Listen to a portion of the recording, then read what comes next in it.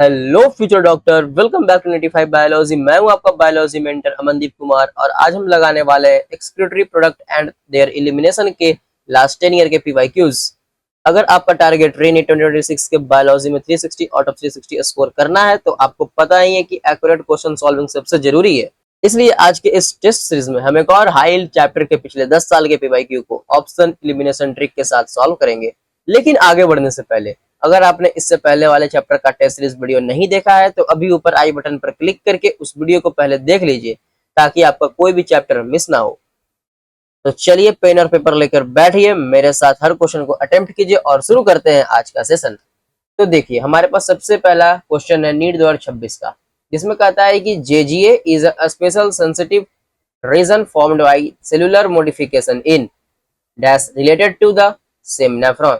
यानी कि इस क्वेश्चन में कह रहा है जेजीए यानी कि जक्स्टा ग्लोमेरुलर अपैरेटस का फॉर्मेशन किस सेल के मॉडिफिकेशन से होता है। तो हमारा इसमें आता है क्या, डिस्टल कॉन्वोल्यूटेड ट्यूब्यूल डीसीटी और एफरेंट आर्ट्रियोल के मॉडिफिकेशन से, यानी ये दोनों जब आपस में क्या होते हैं, जुड़ जाते हैं तो हमारा जेजीए का फॉर्मेशन हो जाता है। ठीक है, तो आंसर क्या हो जाएगा हमारा, option number D is the correct answer. Next चलते हैं आगे, देखो नेक्स्ट कहता है कि arrange the following event occur in rennin angiotensin mechanism in the correct order. तो देखो यहाँ पर रास मैकेनिज्म रेनिन एंजियोटेंसिन मैकेनिज्म है जिसको करेक्ट ऑर्डर में हमें अरेंज करना है। ठीक है, सबसे पहले हम लोग सीखेंगे कि इसमें होता क्या है। इसमें होता ये है कि पहले हमारे पास क्या, जीएफआर, इसका जो जीएफआर है वो गिर जाता है। ठीक है, अच्छा जीएफआर जब गिर गया तो क्या होगा, तुम्हारा जो जेजीए सेल है वो क्या रिलीज करेगा, रेनिन को रिलीज करेगा। ठीक है, अब रेनिन रिलीज हुआ, रेनिन क्या करेगा, एंजियोटेंसिनोजेन, एंजियोटेंसिनोजेन जो कि रिलीज हुआ है कहां से, लीवर से, इसको कन्वर्ट करेगा एंजियोटेंसिन 1 में और उसके बाद एंजियोटेंसिन 2 में। ठीक है, उसके बाद देखो क्या होता है, ये जो एंजियोटेंसिन 2 है ये अब एक्टिवेट करेगा एड्रिनल कॉर्टेक्स को, जिससे रिलीज क्या होगा वहां से, एल्डोस्टेरोन। ठीक है, देन फिर अब एल्डोस्टेरोन क्या करेगा, ये अब सोडियम और वाटर का रीअब्जॉर्प्शन करवा देगा। ठीक है, अब जैसे ही सोडियम और वाटर का रीअब्जॉर्प्शन होगा तुम्हारा जीएफआर वापस से पहले के जैसा आ जाएगा, जीएफआर मेंटेन हो जाएगा, इंक्रीज हो जाएगा।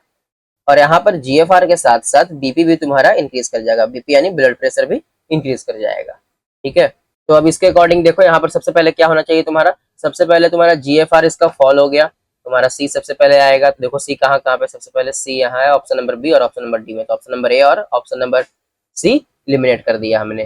ठीक है, उसके बाद फिर क्या होगा, रेनिन कन्वर्ट करेगा एंजियोटेंसिनोजेन को एंजियोटेंसिन 1 में और फिर एंजियोटेंसिन 2 में, यानी इसका सी के बाद क्या आएगा, ई आएगा। तो देखो ई किस में है, तो डी में, ऑप्शन नंबर डी हमारा क्या हो जाएगा, करेक्ट आंसर हो जाएगा। यहाँ पर बी हमारा नहीं होगा।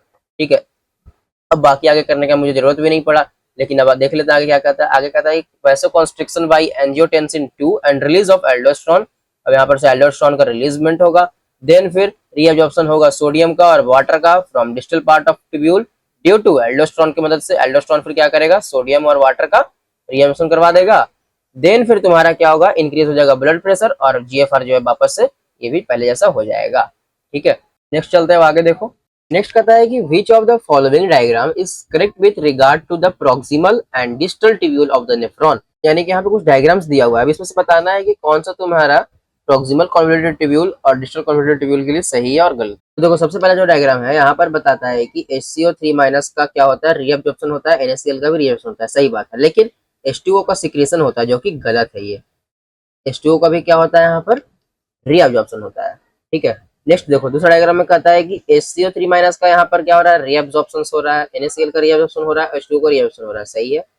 और H+ का सिक्रेशन होता है और NH3 का सिक्रेशन होता है, किसमें, तो प्रॉक्सिमल में, प्रॉक्सिमल कन्वोल्यूटेड ट्यूब्यूल में यानी पीसीटी में। ठीक है, अब देखो डीसीटी का बात करें, डीसीटी में क्या होता है, तो डीसीटी में NaCl, H2O और HCO3- का रीअब्जॉर्प्शन होता है और K+ और H+ का सिक्रेशन होता है, जो कि सही है। तो हमारा आंसर क्या हो जाएगा, option number 2 is the correct answer.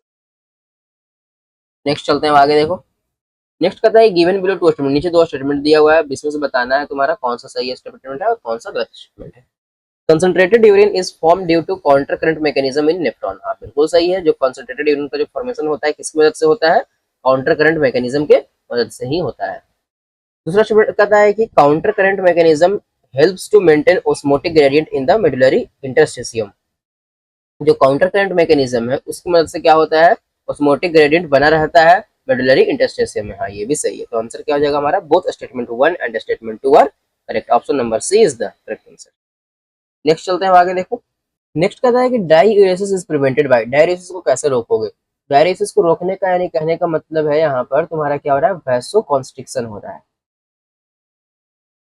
ठीक है, देखो पहला ऑप्शन कहता है कि renin from JG cell via switch off osmo receptor. जब ओस्मो रिसेप्टर को जब हम स्विच ऑफ कर देंगे तो क्या वैसो कंस्ट्रिक्शन होगा, ये नहीं होगा। उसके बाद कहता है ANF from atria of the heart. ANF जो है वो डाययूरेसिस से बचाता है, बल्कि नहीं ऐसा नहीं होता है, ये क्या करता है, वैसो डायलेशन करवाता है।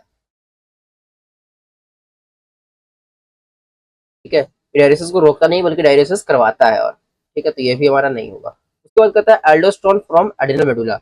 सबसे पहली बात कि जो एल्डोस्टेरोन है वो रिलीज होता है तुम्हारा एड्रिनल कॉर्टेक्स से, मेडुला से रिलीज नहीं होता है। और ये तुम्हारा क्या करवाता है, रीअब्जॉर्प्शन करवाता है इसका, सोडियम का और वाटर का, तो ये भी नहीं होगा। ठीक है, लास्ट बचता है क्या, वैसोप्रेसिन फ्रॉम न्यूरो हाइपोफाइसिस। हाँ, जो वैसोप्रेसिन है वो क्या करता है, डायलिसिस से रोकता है, डायलिसिस होने से रोकता है, डायलिसिस नहीं होने देता है। तो आंसर क्या हो जाएगा हमारा, option number D is the correct answer. Next चलते हैं आगे, देखो नेक्स्ट कहता है कि चूज द करेक्ट स्टेटमेंट। यहाँ पर हमें करेक्ट स्टेटमेंट बताना है regarding the juxta medullary nephron. Juxta medullary nephron के लिए करेक्ट स्टेटमेंट को बताना है। तो पहला स्टेटमेंट कहता है कि renal corpuscles of juxta medullary nephron lie in the outer portion of renal medulla. ऐसा नहीं है। नेक्स्ट कहता है loop of Henle of juxta medullary nephron. जो लूप ऑफ हेनले है जक्स्ट्रा मेडुलरी नेफ्रॉन का, वो run deep into medulla, medulla में काफी अंदर तक होता है। तो हाँ ये सही है, हमारा आंसर क्या हो जाएगा, option number B is the correct answer.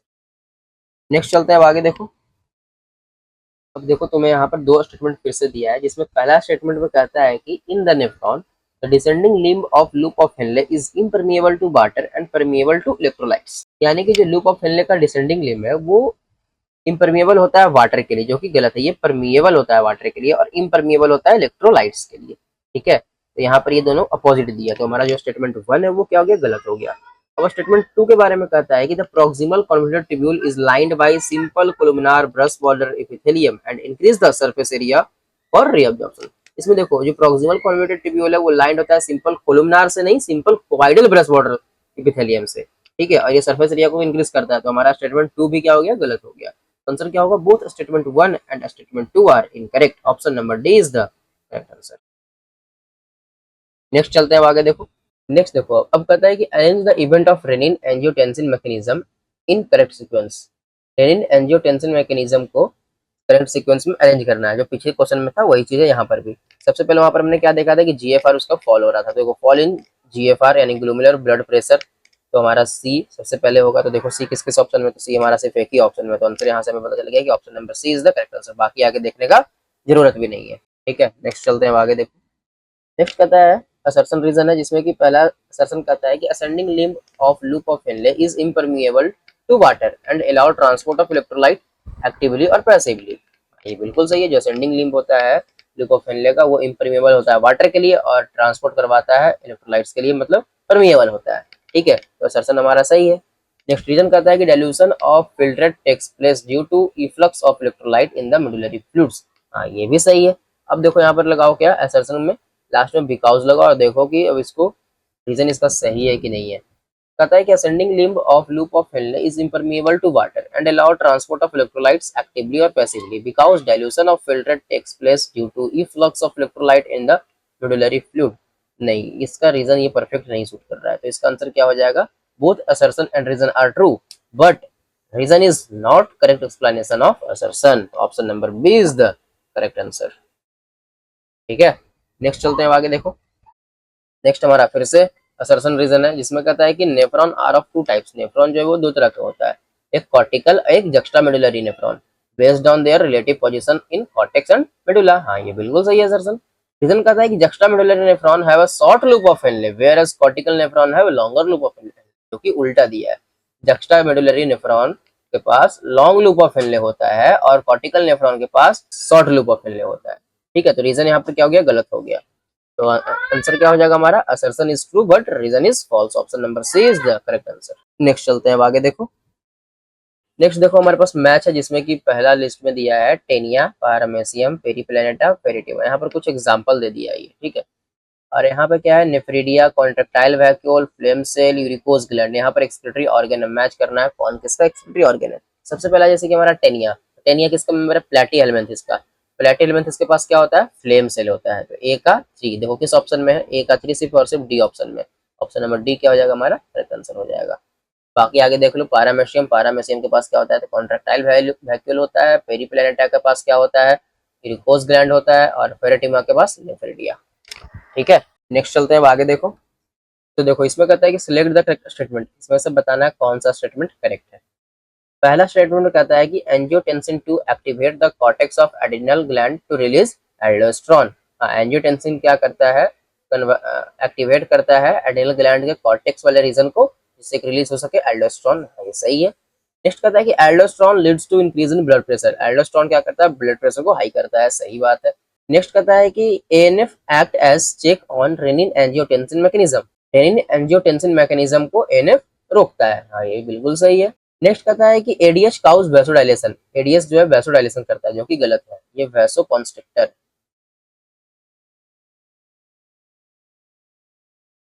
ठीक है, उसके बाद कहता है कि vasopressin is related from adeno hypophysis, नहीं, जो वैसोप्रेसिन है ये रिलेटेड है तुम्हारा न्यूरो हाइपोफाइसिस।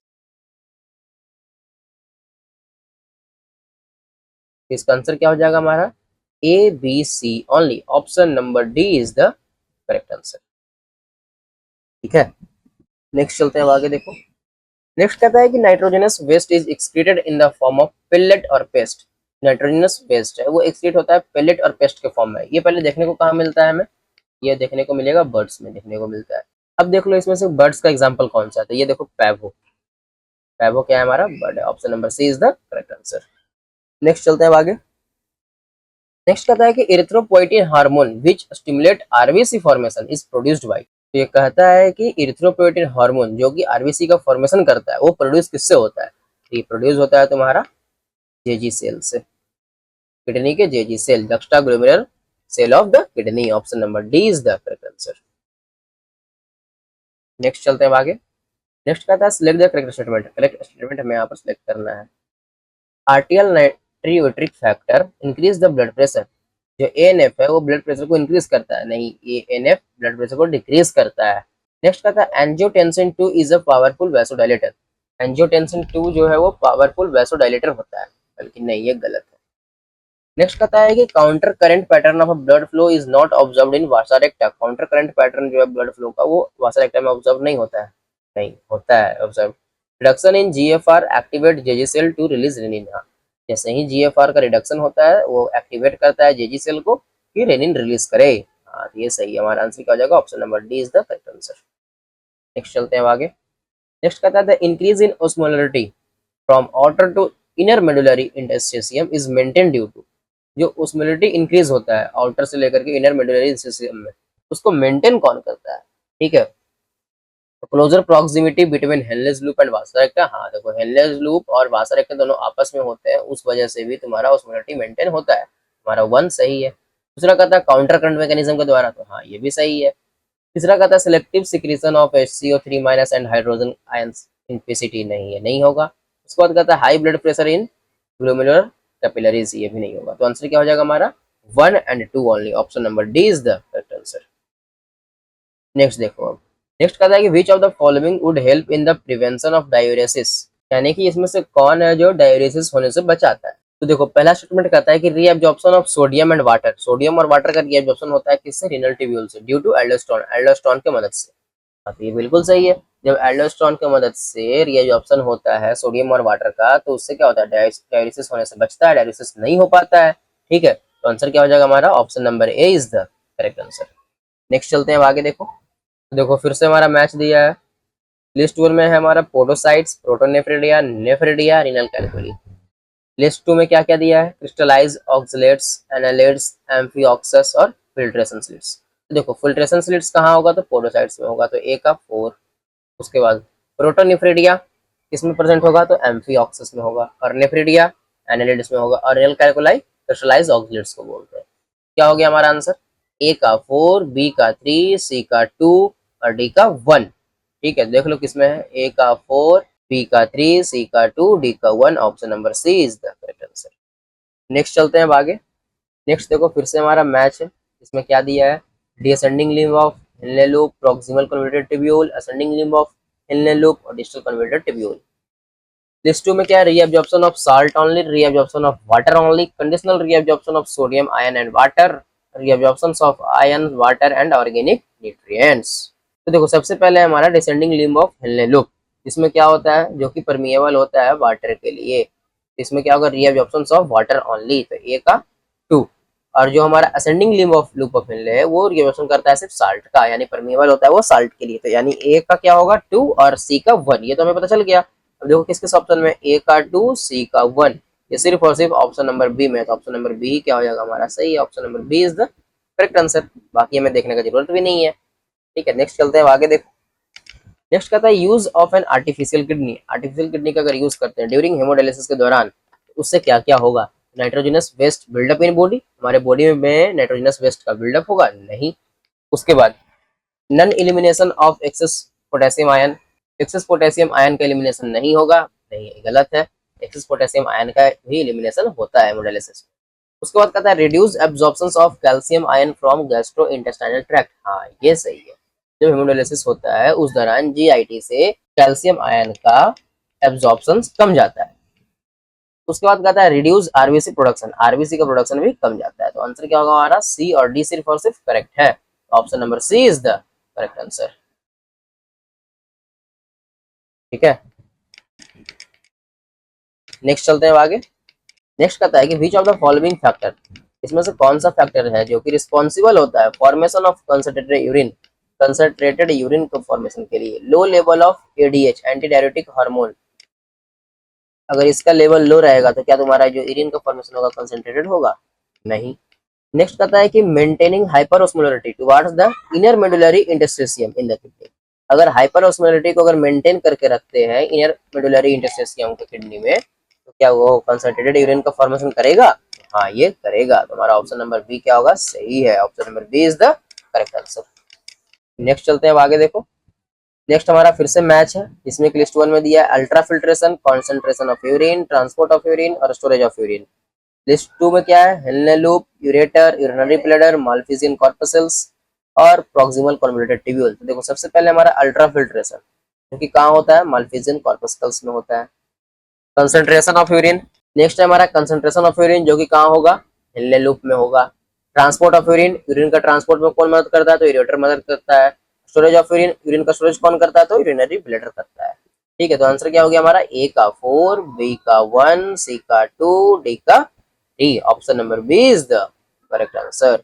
नेक्स्ट चलते हैं आगे। देखो नेक्स्ट फिर से हमारा मैच है, जिसमें लिस्ट 1 में क्या दिया है, ग्लाइकोसूरिया, गाउट्स, रीनल कैल्कुली और ग्लोमेरुलर नेफ्राइटिस। और लिस्ट 2 में क्या दिया है, accumulation of uric acid, mass of crystallised salt with in the kidney, inflammation of glomeruli, presence of glucose in urine. Urine में जब ग्लूकोज प्रेजेंस रहता है उसे क्या बोलते हैं हम लोग, ग्लाइकोसूरिया बोलते हैं, यानी कि ए का 4। तो देखो ए का 4 किस ऑप्शन में है, सिर्फ और सिर्फ ऑप्शन नंबर डी में दिया है, तो आंसर क्या हो जाएगा हमारा, option number D is the correct answer. Next चलते हैं अब आगे। नेक्स्ट कहता है कि which of the following statement is correct, कौन सा स्टेटमेंट इसमें से correct. Ascending limb of loop of Henle is impermeable to water, जो असेंडिंग लिम्ब होता है लूप ऑफ हेनले का वो इम्परमिएबल होता है वाटर के लिए, हाँ ये बिल्कुल सही है, तो हमसे तो यहाँ पे करेक्ट ही पूछ रहा है ना, तो आंसर क्या हो जाएगा, option number A is the correct answer. बाकी आगे भी देख लो क्या कहता है, आगे कहता है descending limb of loop of Henle is impermeable to water, ये परमिएबल होता है वाटर के लिए, इम्परमिएबल नहीं होता है डिसेंडिंग।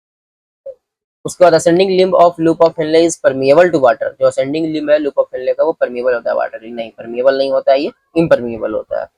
उसके बाद कहता है descending limb of loop of Henle is permeable to electrolyte, नहीं परमिएबल नहीं होता है, ये इम्परमिएबल होता है इलेक्ट्रोलाइट के लिए। ठीक है, नेक्स्ट चलते हैं अब आगे। देखो तो अब देखो इसमें कहता है कि डिक्रीज इन ब्लड प्रेशर और वॉल्यूम, ब्लड प्रेशर में और वॉल्यूम में डिक्रीज होता है, तो will not cause the release of, तो किस चीज का रिलीज नहीं होता है उस दौरान, तो रेनिन का रिलीज होता है, एनएफ का रिलीज नहीं होता है, एल्डोस्टेरोन का भी रिलीज होता है और एडीएच का भी रिलीज होता है। ठीक है, तो आंसर क्या हो जाएगा हमारा, option number B is the correct answer. Next चलते हैं अब आगे। नेक्स्ट कहता है the part of nephron involve in conditional reabsorption of sodium. Nephron का वो पार्ट जो कि इन्वॉल्व होता है कंडीशनल रीअब्जॉर्प्शन में सोडियम का, तो कौन सा पार्ट होता है? वो डीसीटी होता है, डिस्टल कन्वोल्यूटेड ट्यूब्यूल। आंसर क्या होगा हमारा? Option number A is the correct answer. Next चलते हैं आगे। नेक्स्ट कहता है कि in mammals which blood vessels would normally carry the largest amount of urea. Mammals में कौन सा ब्लड वेसल है जो कि नॉर्मली कैरी करता है लार्जेस्ट अमाउंट ऑफ यूरिया को? तो ये है तुम्हारा क्या? Hepatic when. आंसर क्या होगा? Option number C is the correct answer. तो ये थे इस चैप्टर के सभी super important questions. I hope आज के इस सेशन से आपके सारे कंसेप्ट एकदम क्रिस्टल क्लियर हुए होंगे। अब ईमानदारी से अपना फाइनल स्कोर मुझे नीचे कमेंट बॉक्स में जरूर बताइए, ताकि मुझे पता चले आपकी तैयारी किस लेवल पर चल रही है। और अगर आज की वीडियो अच्छी लगी हो तो नीटिफाइड बायोलॉजी को सब्सक्राइब कर लीजिए। और हाँ, इस सीरीज की जो पूरी प्लेलिस्ट है वो अभी आपको पूरी स्क्रीन पर यहाँ दिख रही होगी, उस पर क्लिक कीजिए और तुरंत अपनी अगली तैयारी शुरू कीजिए। मिलते हैं नेक्स्ट सेशन में, तब तक के लिए keep practicing and stay focused.